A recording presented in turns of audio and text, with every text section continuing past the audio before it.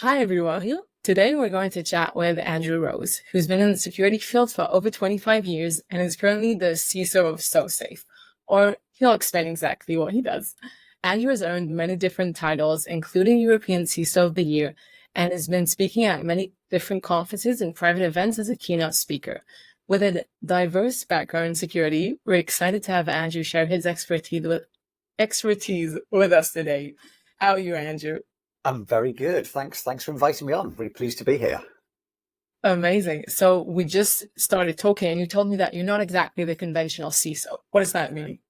So my current role is I'm effectively a field CISO.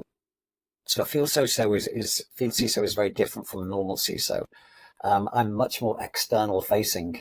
So my day-to-day job really involves me doing a lot of keynote speaking, presentations, working with our marketing team, creating thought leadership, helping customers, speaking to prospects, creating communities, inputting into the product roadmap of our product development, and helping internal teams really understand what the security professional has as challenges in their day-to-day life and how we can best help them and support them in achieving the goals that they have. So, so my role is not all about the security of the organization. We actually have an internal CISO who looks after all that.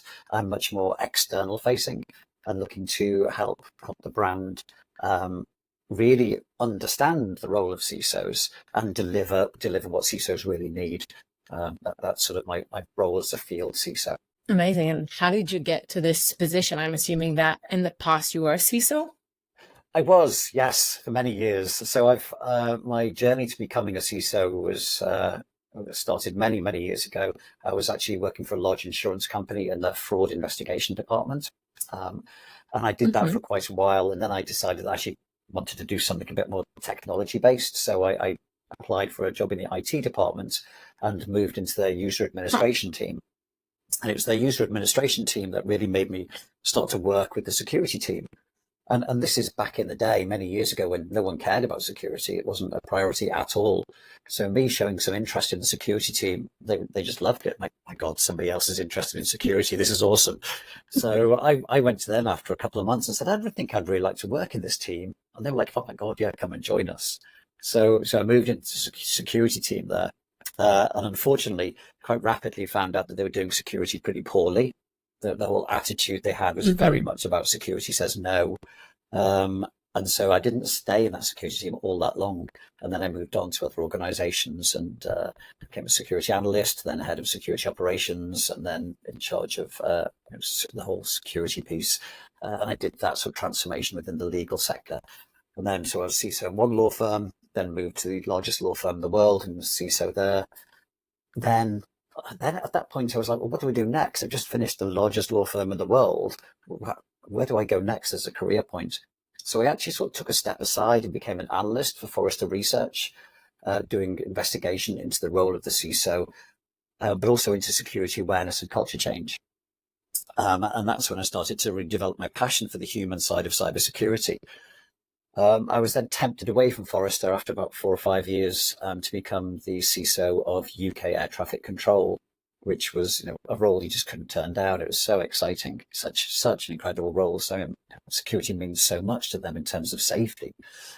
So that was really fun to work there for about 5 years. Then I moved on from there and actually became CISO of MasterCard in the UK. I was there for about 2 or 3 years, then moved on to my first field CISO role, which was a Proofpoint. And then just about 5 months ago, I moved to a field CISO role for SoSafe, which is a German human risk management company. So it's the next evolution of security awareness and culture change. And it's all sort of crucible was in Germany, where privacy is really important. So we're helping develop a product that really changes people's behavior and helps manage that human risk that organizations have. Wow, that's so interesting. It seems like since you've been in so many companies, you've probably seen so many different approaches to the way people as a whole, like as a company or even a community, see the role of like what is your responsibility and what is their responsibility. Yeah, absolutely. It's really interesting to see because every role you go to, it's sliced differently. And, in one organization, the firewalls will belong to me as the CISO. You go to another organization, and no, firewalls are the IT departments. It's just a network device. They look after that. But here, you've got to look after business continuity for us. And then you go to another firm, it's like, well, no, business continuity, that belongs to the resilience team. You've got to look after DevSecOps, or you've got to look after physical security. And so there's all these different sort of parts of cybersecurity and security as a whole. And in each organization you go to, you sort of get given different bits of them. So over my whole career, I've had all of them, and they're all fun to deal with. But it's just interesting how they're just sliced up differently in different organizations. It's I never would quite the assume same. different challenges every time. Oh, absolutely. Yeah. I mean, when I got physical security, that was a learning path. Physical security. What's that Yeah. mean? So guards and gates. So, the gates and the fences around your buildings, the security guards who patrol the grounds and let people into the building. That became my responsibility in one of my organizations. And it's amazing how that brings you to really weird places. So we had subsidence under one of our gates, and it was the gate that allowed you into the main office. And it was open to let cars in. And actually, there was subsidence under the gate. And because the gate was a security control, subsidence under the gate became my problem. And so here's me as a CISO of an organization suddenly having to figure out how the hell we deal with a slopey gate. It's like, really, is this my problem? Do we not have other people who could deal with this? So it's yeah, it's weird where it takes you. But it's fun. You've always got challenges. How high should the fence be? I don't know. Let's figure it out. So you've got all these sort of things to think about, and you go all the way from that extreme about fixing a gate, all the way through to dealing with encryption certification, and how do you refresh your encryption certificates, or how do you deal with DevSecOps and application development. So there's so many different aspects into being a full-on CISO. It's can be overwhelming, and that's possibly something we'll come back to. But it really is a different day every day. The amount of challenges you can have, the amount of different types of topics you get drawn into is almost without limit. It's quite an incredible role. Amazing. And it seems like today you're much more focused in your current CISO role that is not exactly CISO, but you're more focused on really getting the mindset, like the human part of it. So how does your day-to-day look like? What is it like? Well, again, days aren't really very similar. So as my wife pointed out recently, for the past 12 weeks, I've been traveling for 10 of them.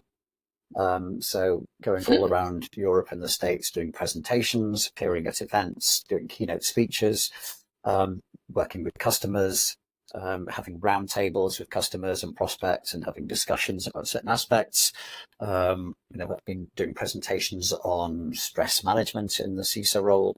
I've been doing presentations on the different maturity stages of how you build a security culture, and how you move from just building basic awareness all the way through to doing proper human risk management. I've been talking about the cybercrime trends and what we're seeing at the marketplace now, and where things are going next in terms of deep fakes and hyper personalization of attacks. I've been working with our product development team to enhance the roadmap for what comes next, and work on the right way to create the narrative and how we get that across to customers so they can understand the value our product offers. Working to build a webinar, which is happening next week with about 140 different CISOs about change control and change management. So doing that, putting that for our community. So lots and lots of different stuff. It's all about sort of the external facing perception of the problem space that we perceive and the brand that we have. But it's always different stuff. But one of the good things is that I can be a lot more selfish, really, in what I cover now, because this is my interesting area. So if I find a topic that I'm really interested in, I can drill down into it and actually start to do some real good research on that topic, and then I can share it with multiple people. When you're actually a CISO, you figure out a problem for your organization and you implement it quickly, then you get on to the next problem. When you get into a role like this, you can actually have a little more time to think through, okay, well, how should I address this problem? What's the right way of dealing with it? And then once you figure out what the right way of dealing with it, you can share that with loads of people. And so I'm not just helping my company be more secure, I'm helping hundreds of companies be more secure. And that's really fulfilling for me. It's not just the person who pays my wages who's improving because of the work I do. There's loads of companies who are getting better because of the work I do. So I love that. I love that. And I learned that when I was at Forrester Research, having the ability to take a step back and having the ability to help lots of organizations is really fun. So I get that a lot in this current role too. Amazing. And what do you find are the current most like the issues that you deal with most, or the biggest problems right now in the cybersecurity field, whether it be human or even technological? Gosh, biggest problems right now. I mean, I guess I focus a lot now on the human side, and I think that's still a very, very great area for organizations to focus on themselves. You see statistics from the World Economic Forum, which say that 95% of security events have, a human cause. Forrester suggested that this year 90% of events will have a human cause. I think the Verizon data breach report puts that in the sort of 70s or 80%. It doesn't really matter what the percentage is. We just know that it's high. A lot of security events are caused by people. And why is that happening? I think it's because there's a lack of focus on the problem. I don't think many people really spend as much time and as much resource dealing with the human side of security risk as they do with the technology side. They'll be quite happy to go and spend £100,000 to buy a brand new shiny firewall, but actually they won't spend anywhere near that amount on improving the human firewall, improving the people. And yet that's where most of the problems come from. So I do see that real big imbalance between the threat and the spend. You get 90% of your threat comes from people, and yet 90% of your spend goes on technology. So there's a real opportunity to balance that resource problem space up and help professionalize and raise up the role of the security awareness professional. And I think that could make the biggest difference to organizations right now, if they just focused more on that human side and less worried about the technology piece. I remember, I think I saw maybe even yesterday that there was an article published about something like $700 billion are wasted in cybersecurity because of cybersecurity professional burnout. And it was super interesting to see, end of the day, it's all about people, like people who can't be as sharp because they're under a lot of stress, which seems like it kind of characterizes the whole field. It does. The stress bit is a big topic. I've been talking about that a lot recently because I suffered that myself in one of my organizations. I got to the stage where I was having chest pains in the office because of the stress I was under. Wow. So it's a topic I talk quite honestly about. And I think lots of people in security need to do that because every year the role gets bigger and bigger and bigger. And also it becomes more important. You think about security 20 years ago, and it was just an annoyance. It was just something that we had to do just to, no one really knew why. We just had to do it. It's like, we just had to stop getting those little viruses on the machines that are annoying. Now it's way, way past that. Now society is completely dependent upon technology.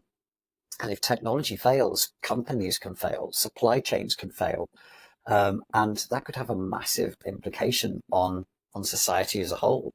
So, just imagine if there was some sort of ransomware outbreak that took down all the supermarkets' abilities to deliver food because they just couldn't get the logistics working. How long would it be before there was anarchy in the streets and people breaking into supermarkets to steal food? It wouldn't take long before the system started to break down. So you have to think about that for power, for water, for everything. All these critical national infrastructure pieces are all completely dependent on technology. And yet, society is completely dependent on them. So actually everything that we do now is a technology risk. So CISOs carry that burden and have the responsibility for making sure that they're building resilience into those supply chains and those service products to make sure that our services can't fail and that society can be resilient. And that's a big burden to carry. And that can actually start to result in sort of the burnout, especially as the threat keeps on evolving and growing. And we need to keep on racing to try and keep up with it.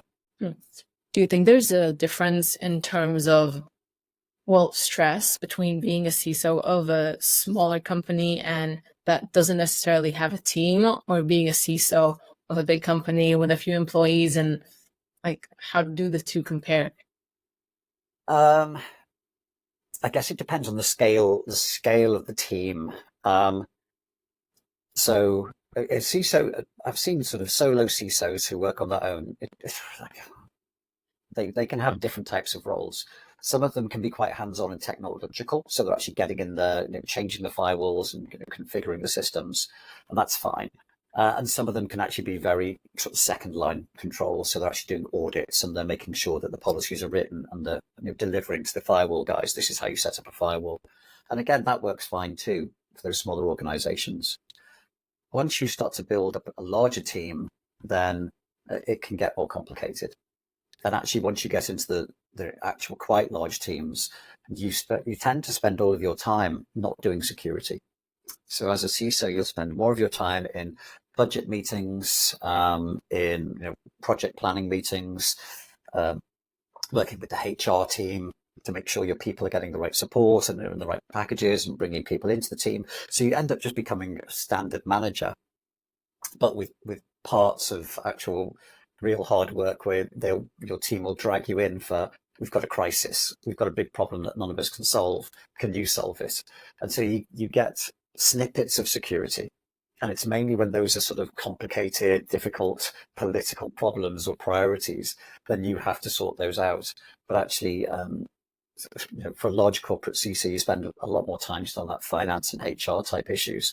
That's where your attention is taken. But it's still stressful, because when you're dragged into security, it's this is on fire. Can you solve it, please? And so there's no lack of stress when you get to those bigger teams. In fact, probably more, because you've probably got a bigger enterprise that's depending on you to deliver on the multi-million-pound strategy. And this, if you fail and the system goes down, then that organization will have reputational issues. The customers will complain. It'll get just to the press, whatever. Different organizations have different sort of threat scenarios, but actually the CISO is carrying a lot of that. So there's a lot of stress with it. You have to sort of you have to figure out how to cope with it, because it's not going to go away. It's always going to be a stressful role. You just have to learn how to cope with that. And there are techniques that you can employ to manage that. Just do it mindfully. Don't be destructive. That's one of the problems that we saw. I think when this started to happen as a problem, we saw people start to employ sort of self-destructive methods for managing stress. So, self-medication with drink, gambling issues, stuff like that, all the negative side. I think now the topic is becoming more open to be talked about. I think people can adopt better ways of dealing with this and start to be more mindful that, yes, I am under stress. How am I going to manage this? Rather than just falling into it by mistake, perhaps I did. And do you think that in this field that you're constantly either, if you have a team, then you're managing it. And if you don't, then you're always kind of like, whenever an event happens, you have to be on it and everything is constantly changing. How do you have time to also learn new things? Because it's also a field that is moving so fast. Like, that's one of the things that is so interesting, because it's the way it is today is not the way it was 2 years ago, or 5 or 10, and it seems to be speeding up. Absolutely. It's interesting because that's I looked at some research recently from ISC Squared, who do the CISP certification, and they came up with, I think it was the top 6 reasons why the security roles are stressed. And one of those reasons was trying to keep up, trying to keep up with the evolving threat landscape. It's not a simple thing to do. And honestly, as a CISO, you can't keep up with everything, because there are so many different layers that you have to know about in terms of technology, things that are changing, and threat attack vectors that are changing, and compliance and legislation, things that are changing. You can't keep up with everything. So you have to delegate that down to the right people and ask them to keep up to date with the news and come to you with anything that is important. But there's certainly news stories out there. There's different places that you can keep up with the relative news about different breaches and incidents. Because as a CISO, that's probably what will happen. Your need to stay up to date is largely driven by the fact that you get in the lift to go to your desk, and the CEO or a board member gets into the same lift as you, and they go, I was reading in the Financial Times this morning about this breach at this organization. Are we vulnerable to that one? and you need to know an answer. You need to have an answer. You can't go, oh, didn't hear about that, sorry. You need to have an answer. So you need to keep up to date with the news and what's going on in the world about security and the biggest threats and the biggest incidents. And you can do that from honestly just general mainstream media. There's websites out there like Bleeping Computer, Doc Reading, the Hacker News. They're all really good websites to keep up to. And then there's sort of blogs like Troy Hunt, and there's there's a load of Twitter people I follow as well. So there's always ways to get some of that news back into you so you can actually stay up to date. But also reach out to your suppliers and your security vendors. If you've got a company who's providing a SOC service to you, then get them to brief you on the threats of the week. Or if you've got a company that's providing, secure email gateway services to you, ask to get regular reports from their threat intel teams about what they're seeing and what the marketplace is looking like, because they can give you insight and threat intel and good industry vision from people you're already paying for these services. So reach out to them and just say, you get threat intel. Tell me what I need to know. Tell me what I should be aware of right now, and get them to brief you. That will help too. But delegate. Get your security operations guys to get into the detail and the weeds and get them to tell you what's going on. Get your security architecture team to brief you about what they're seeing every so often in the market space. Everybody can bring the value to the table. So just delegate it out to your team, get them to figure stuff out, and have a team meeting once every 3 months where everybody shares about what's going on. That'd be useful. Cool.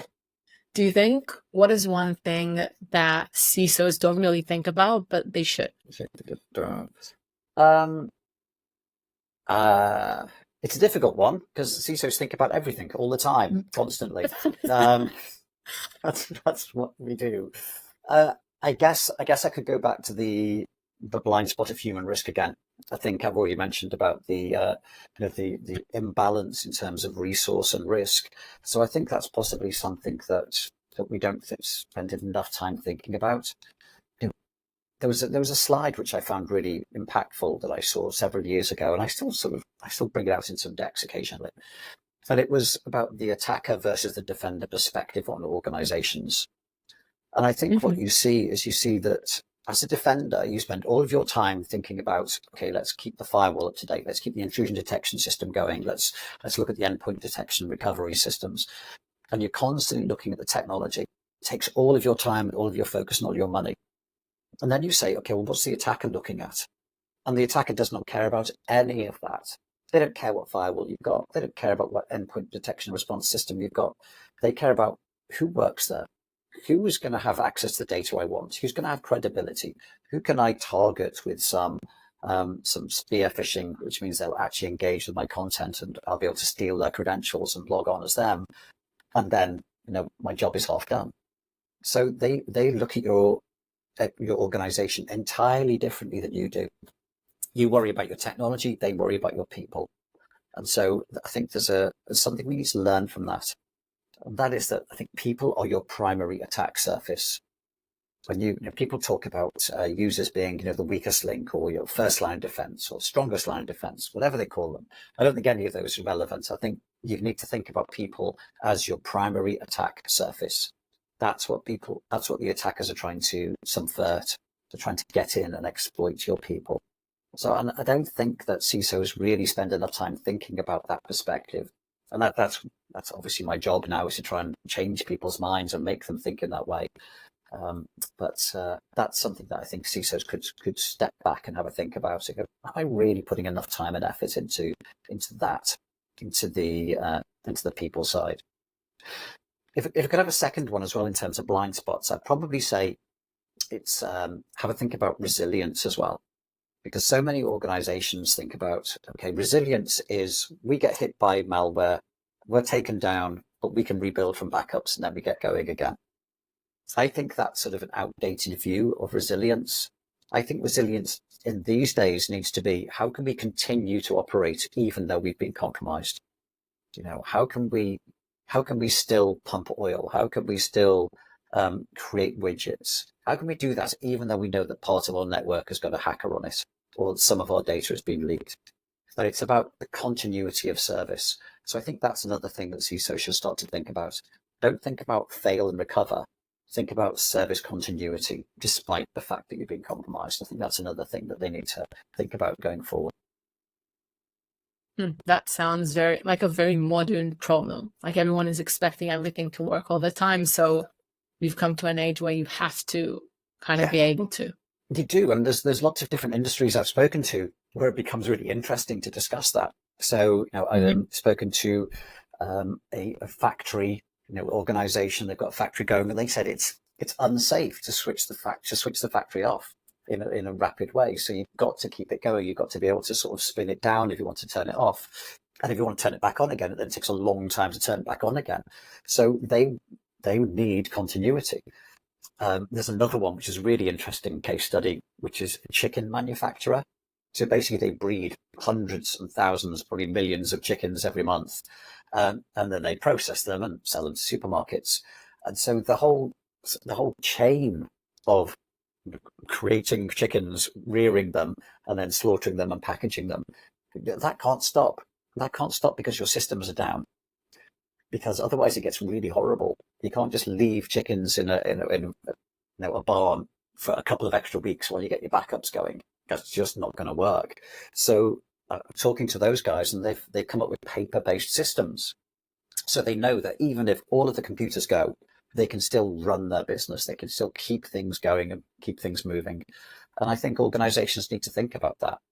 What in worst case scenario, how do we keep producing widgets? How do we keep pumping oil? How do we keep providing our services, even if all of these computers are gone?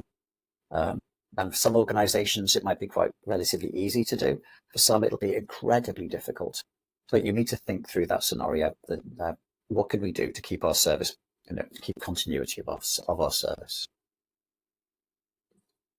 Are those companies that you would think are not as affected by security? Like if you would have asked me if a company like that is affected by it, I would have said not really, but now I understand that it is.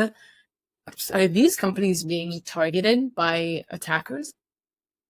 I think every company is being targeted by attackers. I used to use the analogy many years ago. It's like, okay, if you're a bank, you care about security, but if you're making socks in Manchester, you probably don't give two hoots about security. And actually, probably 20 years ago, that story was right.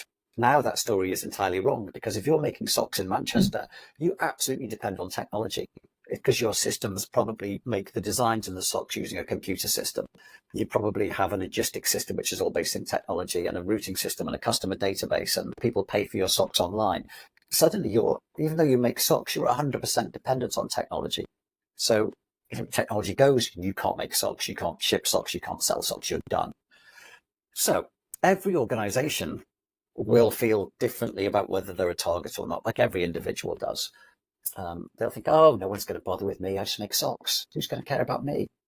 Well, they care about you because if you've got a vulnerability they can exploit, they can get in there and they can take away your service, and they can charge you money for bringing that service back, and people will pay. We see that the percentages of people paying ransomware is remarkably high. So they don't really care where they're attacking. They will attack anybody who's got a vulnerability, anybody who they can breach. And sometimes that will be a small organization like a sock manufacturer. Sometimes that will be a healthcare organization. We just saw today about hackers releasing data onto the dark web regarding people and their blood test result, or the blood test they've been going through. So they will attack anybody they can. And it used to be there were sort of rules that they wouldn't attack critical national infrastructure. They wouldn't do sort of really bad things for society. But those rules have gone. They will attack universities. They will attack healthcare. They will attack government and, and other pieces. Anyone who's exploitable, they will attack, because they know that they can monetize that.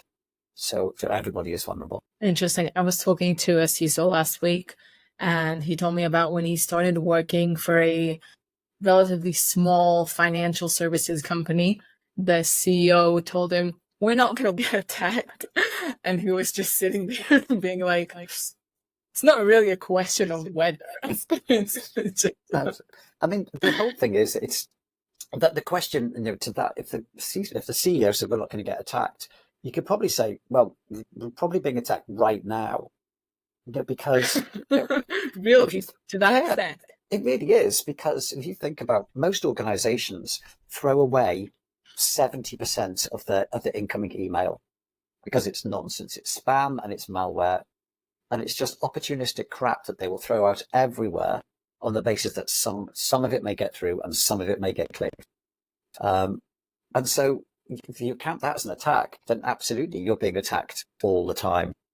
Or if you see people scanning your perimeter, looking for a vulnerability in your firewall system, then that happens multiple times a day. So saying you're not going to get attacked is a naive perspective, because they're just looking for any vulnerability. And if they spot a vulnerability in your organization because your VPN gateway is not patched up to date, or your secure email gateway is vulnerable and will let some crap through, then they will absolutely exploit it. They don't care who you are. And actually, if you're in financial services, then they're probably targeting Yeah. you anyway, because hey, you're financial services, you've got money. So it's not a case of if we'll be attacked. It's a case of you're being attacked. You're being attacked right now. It's just the fact that you're doing okay at holding them at arm's length, but you might not always be that lucky. Interesting. Have you ever been in a company where you had of course you don't have to say the company, but like that you've had a pretty serious attack, and how did that roll out? So I have been lucky in my career, and no, I've never had a serious attack. I've had a couple of attacks, a couple of breaches, but they've never been really bad. So I've just been fortunate, frankly. But we've had, certainly in one organization, we were notified about a part of the organization that had been compromised. And we went through and we dealt with that, and we sorted it all out, and we cut that piece of the organization off, cleaned it up and put it back in again. It all went okay. So I've just been very fortunate not to be there when it's all gone to hell in a handcart. But some of my colleagues have not been that lucky. Some of my friends in the industries have not been that lucky. And you see some organizations that go through some really painful stages. You look at Maersk, the shipping company, who updated the tax software and found out that the tax software had malware in it, and that it devastated their whole network. And they only were able to come back because one of their offices was offline due to a network connectivity issue, and therefore that didn't get completely flattened. And they had to rebuild the whole network from what was left in that tiny little tiny island that had been just disconnected at the right time. So it can happen. Absolutely, your organization can be completely devastated by an attack. Fortunately, I've not been on the end of that, but I kept that as luck rather than judgment. Wow. And when something like that does happen, how much of it, from what you've seen now from working with so many CISOs, how much of it seems or is what's the word? Is it seen usually as the CISO's fault, or is it no? Oh gosh. The answer to every security question ever is it depends. And I think for this one too, it depends. It depends on lots of things. I don't think that a lot of the time the CISO will be blamed for the attack. But what they will be blamed for is if they haven't got a strategy sorted for how to deal with that attack. That's when you earn your reputation or lose your reputation. If you have a ransomware attack in your organization, then okay, look, it could happen. It could happen to anybody. There are 0-day exploits out there. There's all sorts of different things that can happen. But if you have no plan on what to do next, that's when your reputation is going to suffer. That's when the board is going to go, okay, well, what do we do now, CISO? And you're like, I don't know. Let's try and figure it out. It's like, this is not the time to figure it out. You should have figured this out months ago, years ago. And you should have been rehearsing this and practicing this.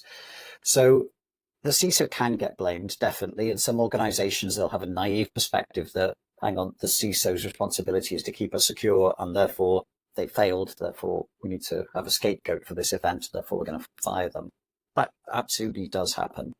But I think a lot of the time in the more mature organizations, they don't have that perspective. They see that this is all about risk management, and these risks can happen. These events can happen, even though we try to manage the risks as best we could. it's about that next stage.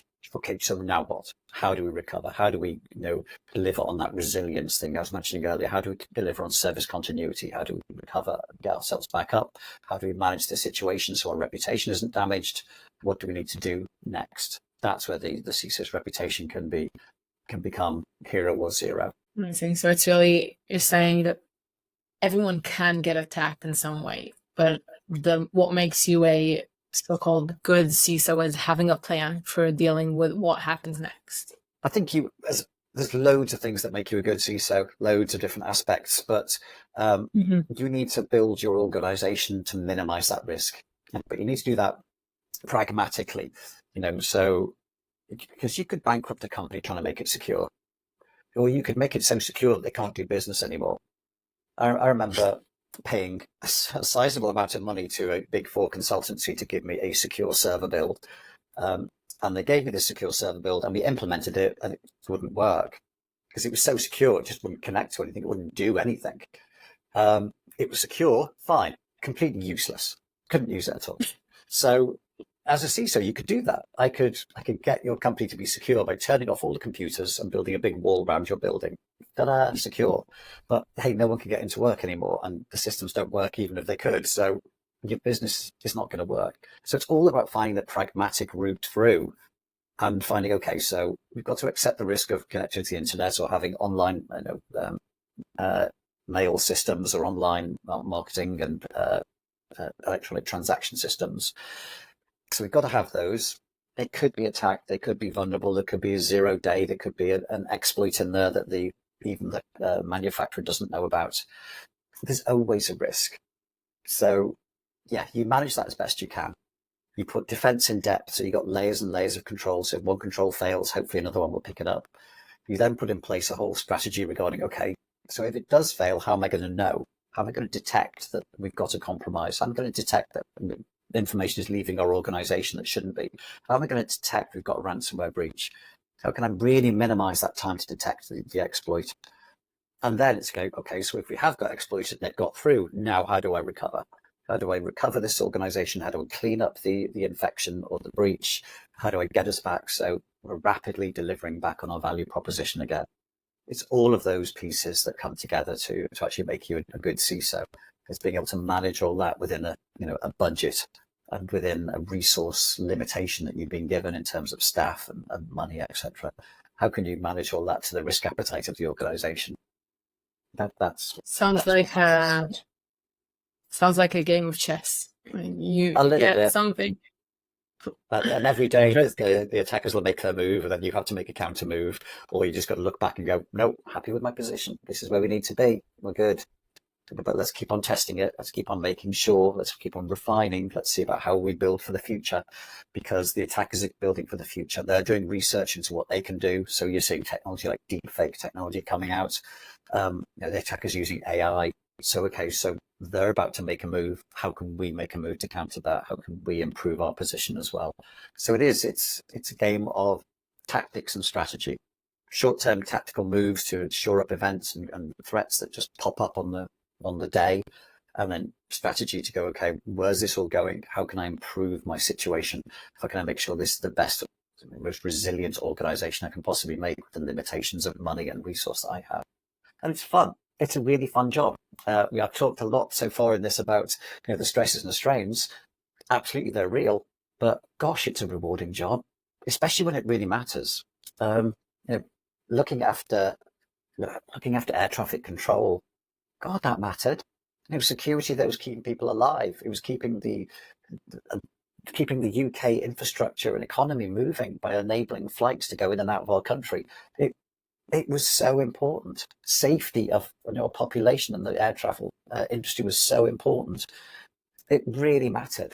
And so you got a great deal of fulfillment from working in that sort of industry and making sure that I was keeping people safe. That's what I was doing. It was a job delivery that I could be proud of. It was something that really mattered to society and really mattered to the normal people on the street, rather than just working perhaps in the legal sector where the customers were one massive big bank and the other customer was another massive big bank, where people wouldn't really see the difference that came from that. So some of these jobs can be incredibly fulfilling, and it can be really fun. So although it's a stressful job, I wouldn't swap it for the world. I wouldn't swap this career for the world. I've loved every moment of it. Do you think most security specialists, people working security, CISOs, do you think they focus or they realize how much their job is impactful? Is it something that is very on the table, or is it something you think you kind of need to realize? Um, I think they lose sight of it a lot of the time because they're dragged into the minutiae of the day. But every so often they step away and realize the importance of what they're doing.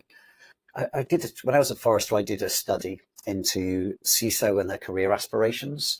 And I said, what do you want to do next? What do you want to be when you grow up from being a CISO? And actually, the vast majority of them wanted to be a CISO again.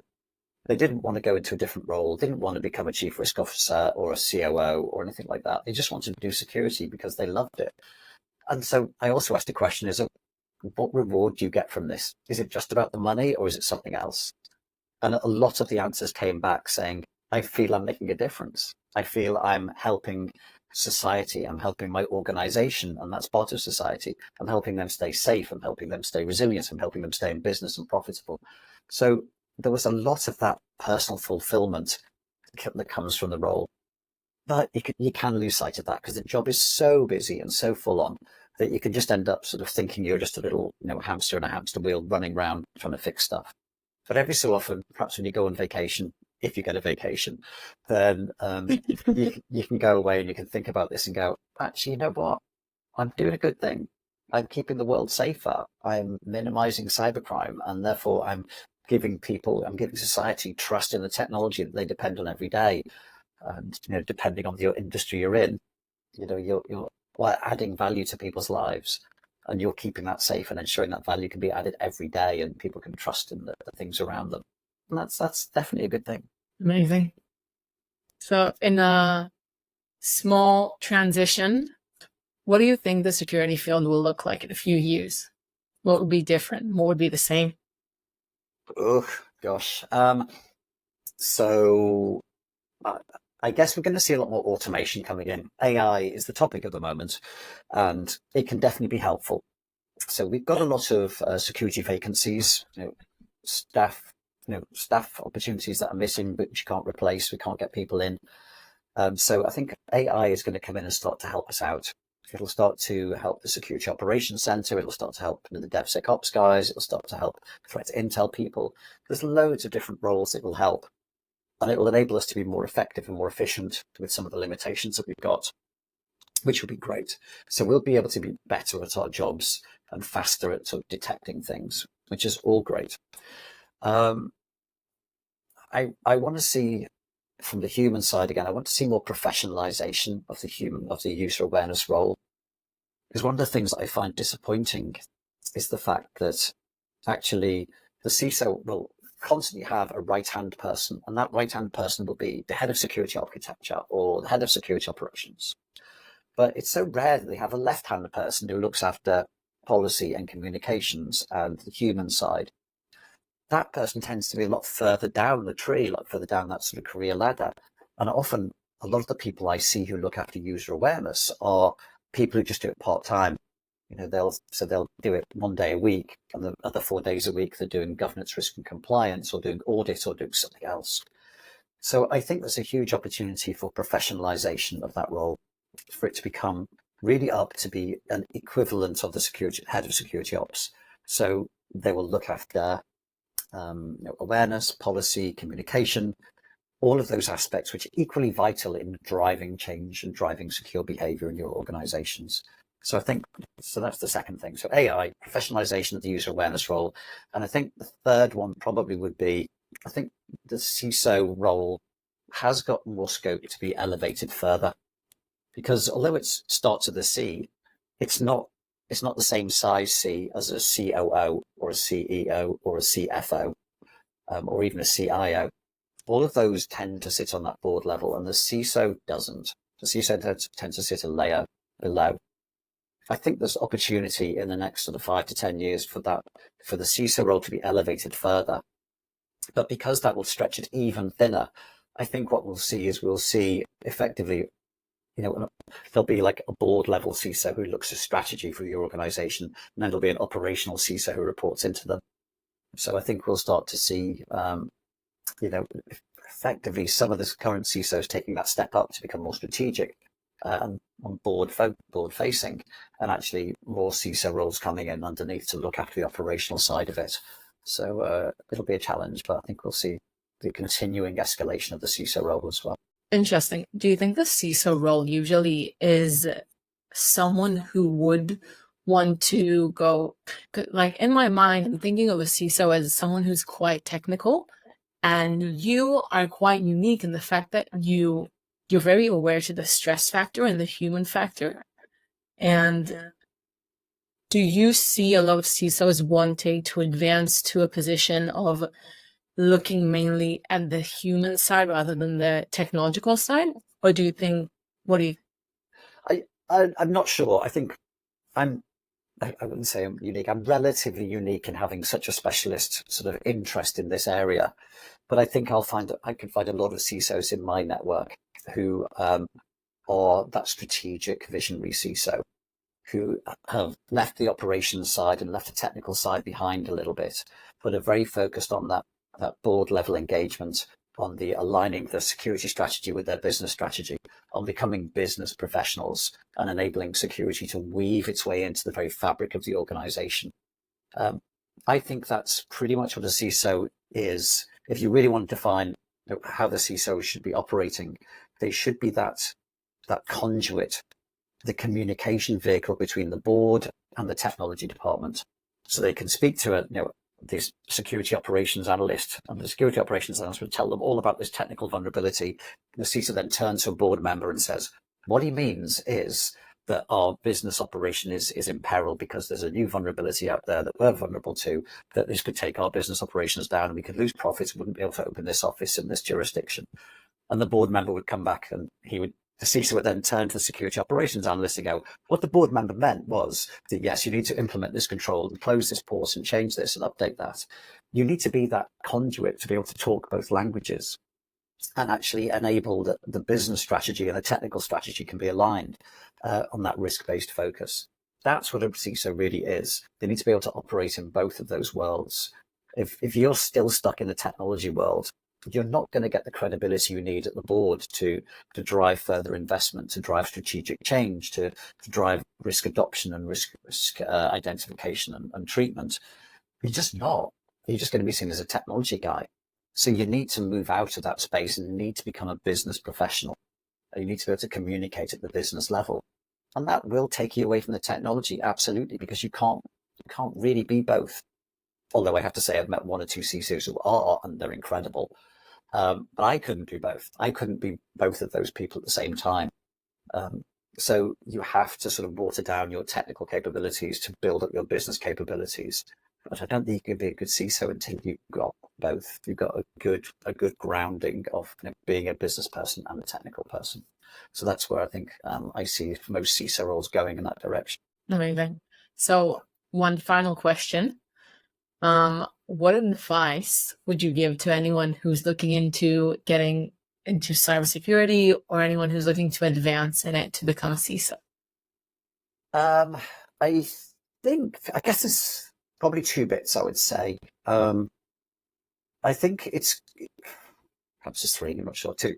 I think move around organizations. Don't stay in one organization, and don't stay in one sector either. Move between sectors, because you learn an awful lot by moving from different sectors. You'll learn about different risk issues, different risk appetites, different control structures and systems, different priorities, and they will apply. They will apply to other organizations. You'll learn a lot from moving between sectors. So, it was interesting that I moved from air traffic control to MasterCard.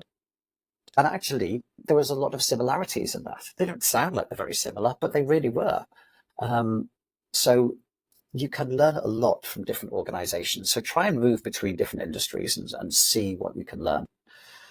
As you're moving between organizations and looking for roles, try and only accept roles that scare you. If you look at the role and go, I can do all of that, then that's not going to stretch you sufficiently. Try and look at a role and go, oh, okay, yeah, I can do most of this, and this bit I can't really do very well. Oh, okay, I'm a bit uncomfortable. I think that's the sort of role you should go for, because then you know that that role is going to stretch you and develop you, and you're going to come out the other end of that as a better person with more capability and more confidence. And it's amazing how that can change your whole life. Because when I joined Forrester, I looked at the job description and thought, oh my God, this is going to have me doing speeches on stage, and I'm not really comfortable with that. That really scares me. And now here I am, God knows, 15 years later, and that's what I do for a living. I do speeches on stage for a living now. So it's amazing how doing that, taking those risks and pushing yourself outside your comfort zone can really develop parts of you and open up your career opportunities way beyond what you expected. So try and take a role that scares you. So so it's change industry, take a role that scares you. And then I think the third one would be bring your passion to security. If whatever you're interested in, whatever you love, whatever you're really it gets you interested, bring that to security, because there's a place for you in the security family.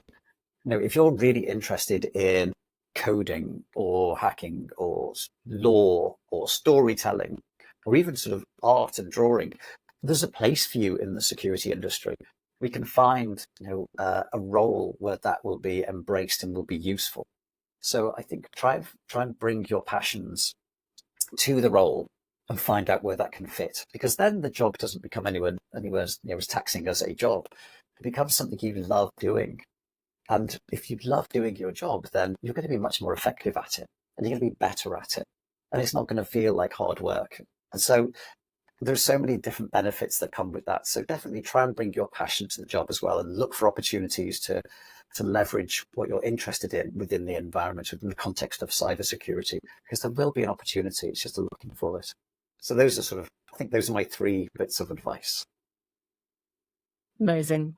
Wow, Andrew, thank you so much. That was so interesting and so informative, and just like seeing the way you think about it is amazing. So thanks for joining us. And my absolute pleasure. Pleasure to be here. Thanks for inviting me on. Amazing. Wait, I'm going to stop the recording.